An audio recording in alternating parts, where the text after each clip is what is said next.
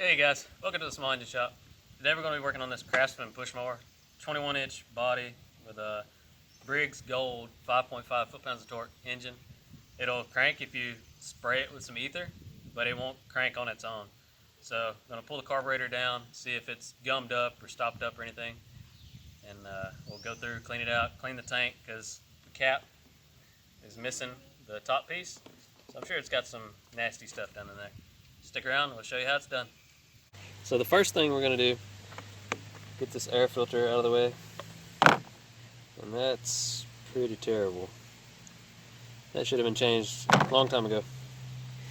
Now we got to pull this filter base out of the way. There's 4 screws in there, 2 smaller ones here and 2 bigger ones on the outside. The bigger ones are 8mm. I believe the smaller ones are 7mm. I'll double check.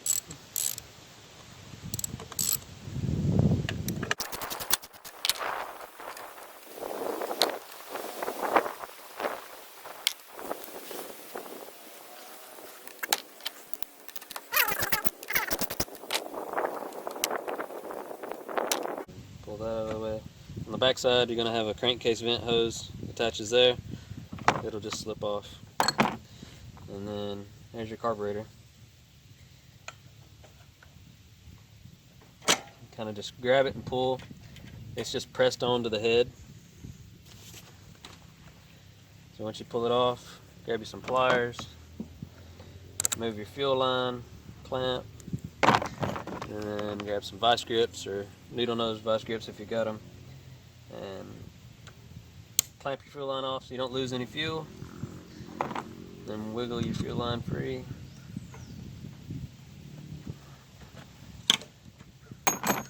Now you got to pull your choke and your throttle linkage off. You just have to kind of bend your carburetor around until they slide off. And take note of which direction all of these arms are, because if you get them crossed like that, it won't choke right. So that needs to be on the back side of that, and then the spring pulling that way so that it stays choked until your thermal choke pushes it off like that. But that's the way it should look. And then your throttle is back here. So I'm going to open this bowl up and see what the inside of it looks like. I've never been crazy about these type of carburetors. They're all plastic. Internals are plastic. O-rings are pretty much garbage. So I'll try to save it, but it may be too far gone.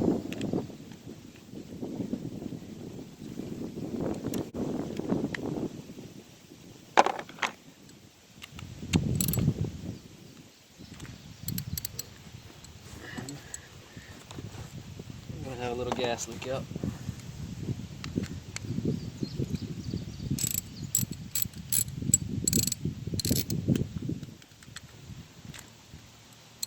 Whew, that gas stinks. It's old.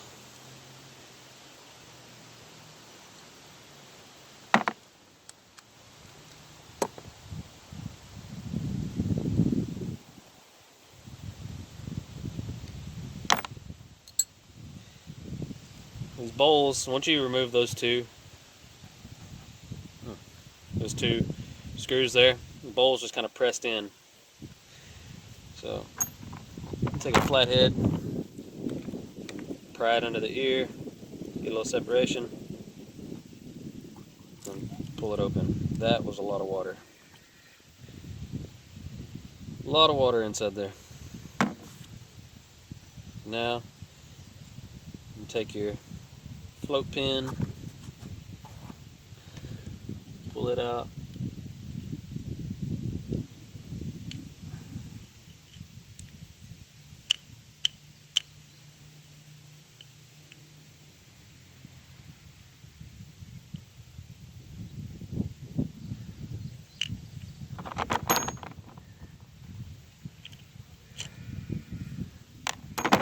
pull your float out with the needle. Woo. That one's pretty bad. It's got some junk built up on it. And then I know I've got it in another video somewhere. But this white section here will come out. Just be careful, take you a flathead, kind of pry it a little bit and work it around. There's an O-ring there on the white piece. I'm going to try not to mess up that O-ring.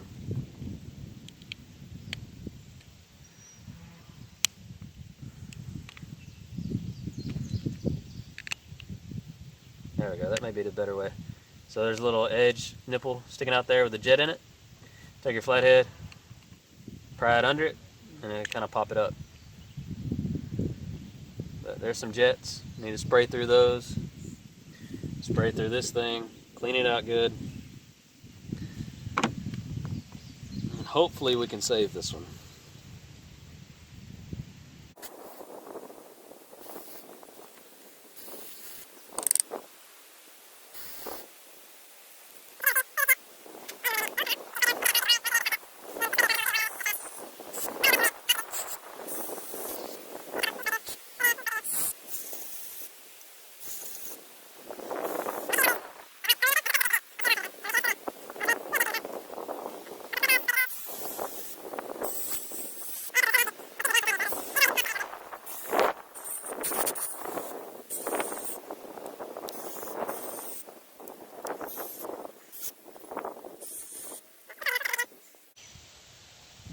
I'll bet it'll run, but it may flood.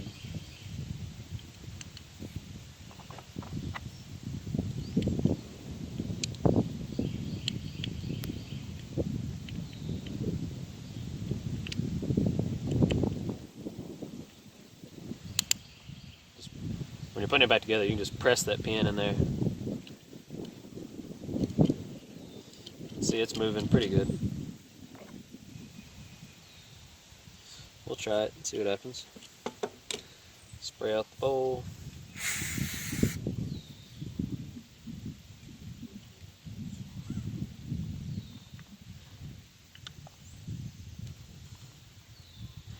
And this does have an indentation in the bottom, and kind of match it to that piece sticking out there. That way it can get fuel and everything will seal off the way it's supposed to.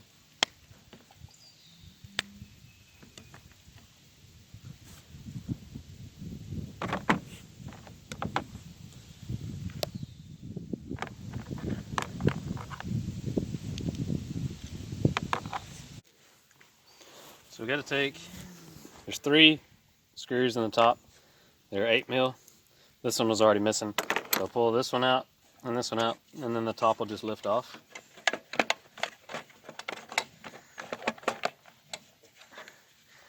And just set that over to the side. And now your fuel tank, all you got to do to get it off is just kind of wiggle and pull up. It just has these 2 retainers there that hold it, and there's a short piece of fuel line. We'll see if I can get this thing to drain some of the gas out.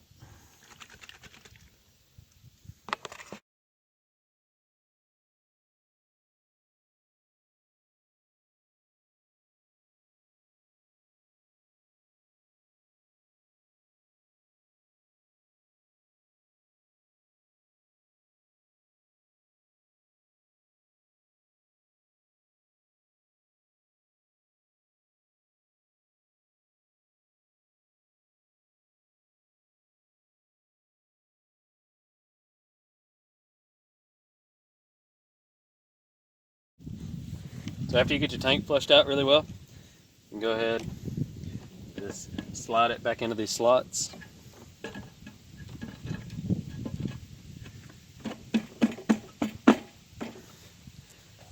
And it might even be a little easier to put your carburetor on with all this stuff off. Just hook up your choke. Remember which way these arms go. The choke is in the front. Put that one there. And then your throttle is going to be the one in the back coming from the governor. So put that one there. And then just press it up onto the head and you're hooked up, ready to go. That's a lot better. No, but it's carburetor cleaner. You can't play with that. So you got the top carburetor on. Hook up your fuel line.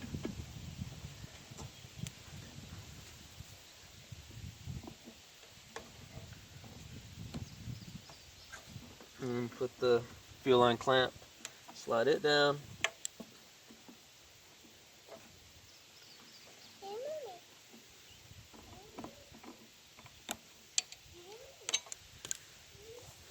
Now you can put your top on, because the breather base, it'll probably need to go. Yeah, this will have to go on first. Just line it up, pull your pour up, jiggle it so everything seats pretty good. Put your screws back in it.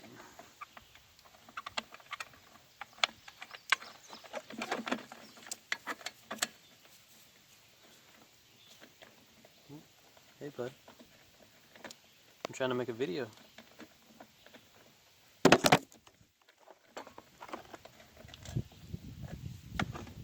Are you helping?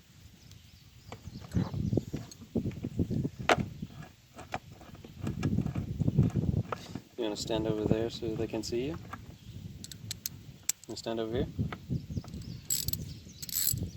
Yeah, go stand over there so they can see you.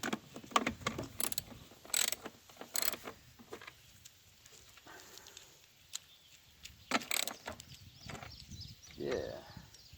Now you can help. There you go.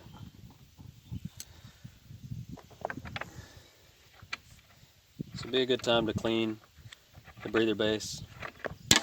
This one is soaked in oil and grass.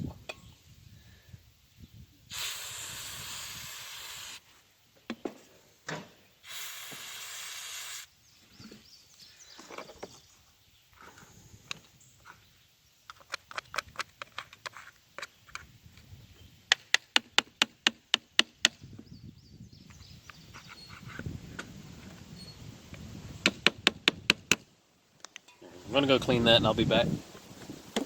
Here, there we go, a lot better.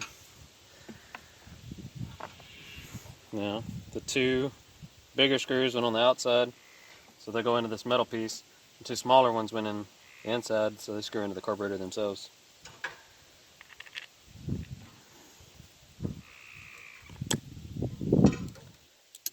And don't forget to put the crankcase vent back on there.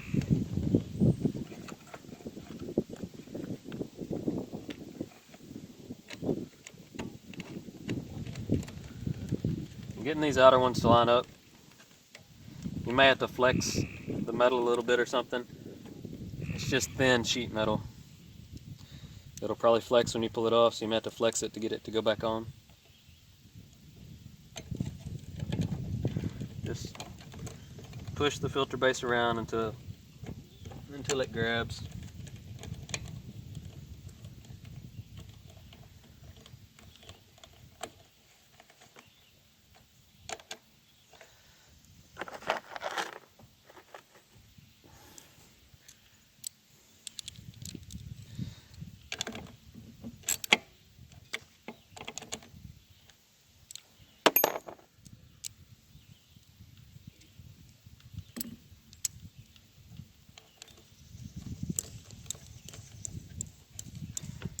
And these inner ones are just going into plastic of that carburetor. So don't get too crazy with them, it'll strip them out. Just go till you feel a little resistance, and that's enough.